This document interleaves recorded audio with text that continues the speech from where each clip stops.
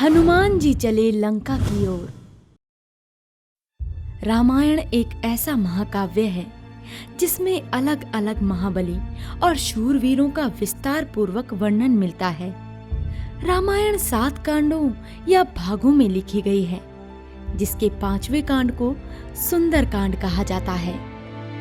सुंदर कांड रामायण का सबसे महत्वपूर्ण भाग भी है, क्योंकि इस कांड में प्रभु श्री राम नहीं बल्कि शिवजी के 11वें रौद्र रूप महाबली हनुमान जी का गुणगान किया गया है। वाल्मीकि रामायण के अनुसार जब माता सीता को ढूंढने में सभी दिग्गज वानर और योद्धा असफल हो गए थे, तब एकमात्र पवन पुत्र हनुमान जी ही थे जिन्होंने इस असंभव कार्य को भी संभव कर दिखाया। हनुमान जी वानर जाति से थे। वह बचपन में वो बहुत चंचल भी थे, इसीलिए अपनी बाल्यावस्था में वो अपने आसपास रहने वाले ऋषि मुनियों को बहुत तंग किया करते थे। दिन प्रतिदिन उनकी शरारतें बढ़ती ही जा रही थीं, जिस कारण उनके माता पिता भी चिंतित रहने लगे। हनुमान जी साधना व योग में लगे ऋषियों को अपनी शक्तियों से हवा में उछाल देते थे या यज्ञ की लकड़ियों को फेंक दिया करते थे। जंगल के पेड़ों को भी वो क्षतिग्रस्त कर देते थे। उस वन में बहुत से भृगु व अंगिरा ऋषि निवास करते थे, जो हनुमान के इस उद्दंडी प्रवृत्ति से बहुत परेशान थे। किंतु भगवान श्री राम की सहायता करने के लिए उनके अंदर ये बल होना भी अति आवश्यक था। हनुमान के इस आचरण को रोक पाना इतना भी आसान नहीं था, जिसके चलते ऋषियों ने एक योजना बनाई और उन्हें श्राप दे दिया। एक वानर होके भी तुझमें इतना बल है कि तू वन के वन नष्ट कर सकता है, पर तुझे अपने इस बल पर कुछ ज्यादा ही अभिमान हो गया है। मैं तुझे श्राप देता हूँ कि इसी क्षण तू अपनी सभी शक्तियों को भूल जाएगा, और जब तक तुझे कोई महान ज्ञानी तेरी इन शक्तियों के बारे में पुनः स्मरण नहीं कराता, तब तक तू अपनी इन शक्तियों से वंचित ही रहेगा। कई वर्षों तक पवन सुत हनुमान अपनी शक्तियों को भूले बैठे रहे, जब तक कि उन्हें रीछराज जामवंत ने उनकी शक्तियों का स्मरण नहीं कराया। वाल्मीकि रामायण के सुंदर कांड के अनुसार जब वानर सेना माता सीता के संकेत खोजते हुए विशाल समुद्र तट तक आ पहुंची, तब सभी को चिंता सताने लगी कि इस समुद्र को लांघना किसी भी वानर के लिए असंभव कार्य है। ये समुद्र इतना विशाल है कि मैं कितना भी प्रयास कर लूं, मुझे समुद्र का छोर नहीं दिख सकता। केसरी नंदन, इस महासागर को पार करने के लिए जो बल और बुद्धि की आवश्यकता है, वो तो सिर्फ किसी अवतार में ही संभव है। तब रीछराज जामवंत उनका वार्तालाप सुनकर हनुमान के समक्ष पहुंचे और बोले, हे केसरी नंदन, ये बात सत्य है कि इस सागर को लांघना किसी भी आम वानर की क्षमता से बाहर है, परंतु आपके लिए नहीं। आप ये क्या कह रहे हैं? मैं संतिहीन सागर को कैसे पार कर सकता हूँ? श्री हनुमान जी के इस प्रश्न के उत्तर में जामवंत जी ने उन्हें उनके बचपन में मिले श्राप का स्मरण कराया। श्राप के कारण अपनी स्मृतियों को खो चुके हनुमान को धीरे धीरे अपनी शक्तियों का आभास होने लगा, और देखते ही देखते उन्होंने एक विराट रूप धारण कर लिया। हे रीछराज, आपकी वजह से मुझे मेरी भूली शक्तियों का फिर से ज्ञान हो पाया है। अब मुझे मेरी माता सीता को ढूंढने से इस संसार की कोई भी शक्ति नहीं रोक सकती। अपनी शक्तियों को वापस पाकर पवन सुत हनुमान दक्षिण दिशा में रावण की लंका की ओर निकल पड़े। सुंदरकांड के अनुसार तीव्र गति से आगे बढ़ते हुए हनुमान जी को रास्ते में कई राक्षसों का सामना करना पड़ा। जब हनुमान जी समुद्र के मध्य में पहुंचे, तब उन्हें ये आभास हुआ कि उनके चारों ओर समुद्र के सिवा कुछ भी नहीं है। तभी समुद्र में एक जोरों की गड़गड़ाहट हुई, जैसे लाखों हाथी एक साथ चिंगार रहे हैं, और उनमें से अति भयंकर और भूखी राक्षसी सुरसा निकली।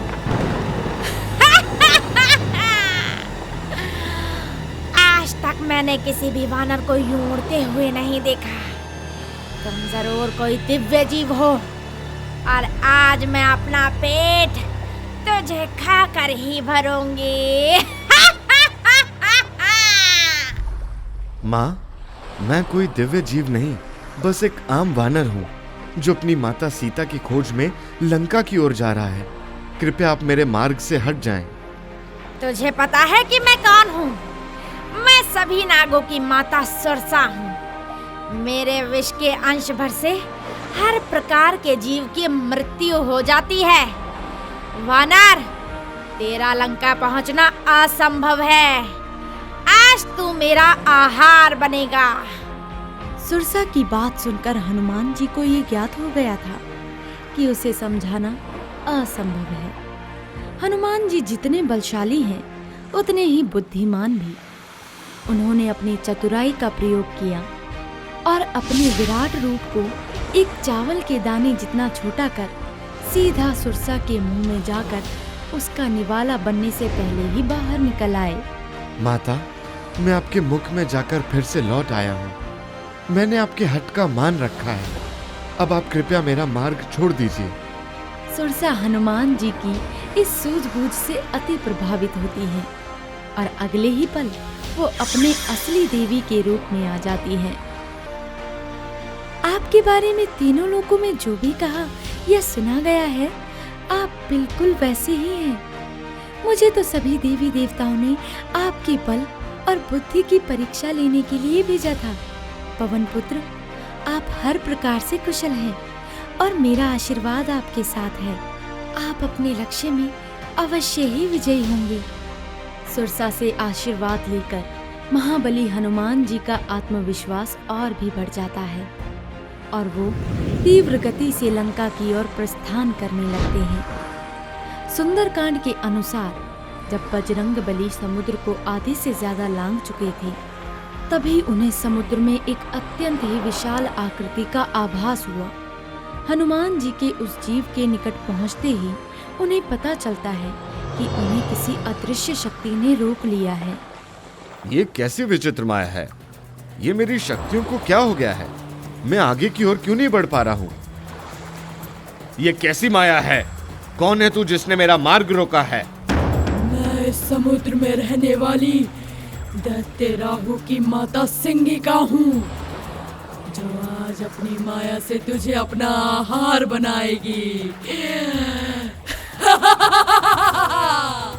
बजरंगबली सिंगिका की माया को जान गए थे।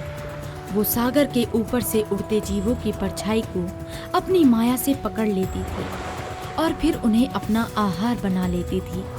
महाबली हनुमान के पास इस राक्षसी के संहार के सिवा कोई दूसरा रास्ता नहीं था और जैसे ही सिंगिका ने हनुमान जी को अपना आहार बनाया, तो उन्होंने समय बर्बाद न करते हुए अपने आकार को इतना विशाल कर लिया कि वो सीधा उसके सर को फाड़कर बाहर निकल आए।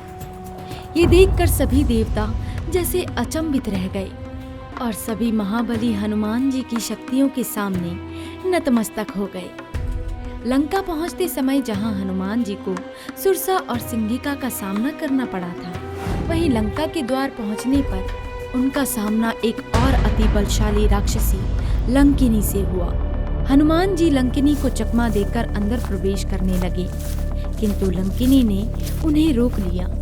लंकिनी ने हनुमान जी से लंका में प्रवेश करने का कारण पूछा, तो हनुमान जी उन्हें सत्य बताना नहीं चाहते थे। इसीलिए उन्होंने लंकिनी से कहा कि मैं तो यहाँ केवल विचरण करने और लंका को देखने आया हूँ। लंकिनी ये बात समझ गई कि हनुमान जी उससे झूठ बोल रहे हैं। अपने कर्तव्य पालन हेतु लंकिनी ने बड़े ही उग्र रूप में हनुमान जी पर आक्रमण करना शुरू कर दिया। लंकिनी को स्वयं पर आक्रमण करता देख हनुमान जी ने स्त्री का वध करना उचित नहीं समझा। वह उसे रोकने के लिए उस पर एक जोरदार प्रहार कर दिया और उसके मुख से रक्त बहने लगा। एक वानर द्वारा शक्तिशाली लंकिनी पर इतने जोरदार प्रहार से लंकिनी को ब्रह्मा जी के द्वारा दिया गया श्राप याद आ गया। हे प्रजापति वानर, आपके प्रहार से मुझे ब्रह्मा द्वारा दिया गया श्राप फिर से स्मरण हो आया है। इस लंका की रक्षा होने से पहले मैं ब्रह्मलोक के द्वार पर तैनात थी, परंतु ब्रह्मा जी से मिले श्राप के कारण मुझे इस राक्षस रूप में यहाँ तैनात होना पड़ा। पर आपके एक ही वार ने मुझे इस भयंकर रूप से मुक्ति दे दी है और अब मैं फिर से ब्रह्मलोक लौट सकती हूँ। वाल्मीकि रामायण के सुंदर कांड के अनुसार एक हनुमान जी ही ऐसे महाबली हुए जिन्होंने अपनी माता सीता को ढूंढने के लिए अंतहीन दिखने वाले समुद्र को भी लांघ लिया। प्रभु के कार्य से बंधे सेवक श्री हनुमान जी ने अपने बल और बुद्धि दोनों का बहुत ही सहज रूप में उपयोग किया और अंत में उन्होंने माता सीता को अशोक वाटिका में ढूंढ लिया। तो ये थी रामायण के सुंदर कांड के बारे में कुछ रोचक बातें। अगर आपको ये वीडियो अच्छी लगी तो हमारे चैनल को सब्सक्राइब और इस वीडियो को लाइक करना ना भूलिएगा और हमें कमेंट सेक्शन में जरूर ये लिखकर बताएं कि आप अगली वीडियो किस महावॉरियर की देखना चाहेंगे। तब तक के लिए ओम नमः शिवाय।